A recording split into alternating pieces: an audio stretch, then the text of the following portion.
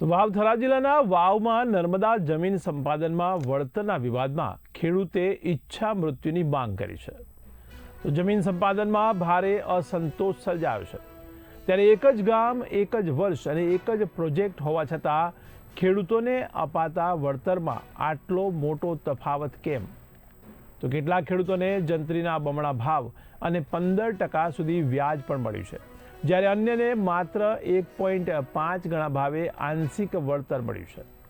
ત્યારે ખેડૂત નરેશ કુમાર વેંઝિયાએ થરાદ કલેક્ટર કચેરીમાં પત્ર લખી ન્યાયની માંગ કરી છે।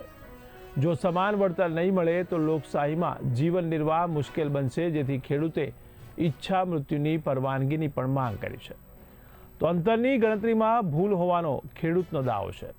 તો મુખ્યમંત્રી કાર્યાલય સુધી આ રજૂઆત પહોંચી છે, ત્યારે જમીન સંપાદનની નોંધ તાત્કાલિક સ્થગિત કરી બાકીનું વળતર અને વ્યાજ ચૂકવવા બાબતે ખેડૂત હવે આક્રમક મૂડમાં હોય તેવું લાગી રહ્યું છે।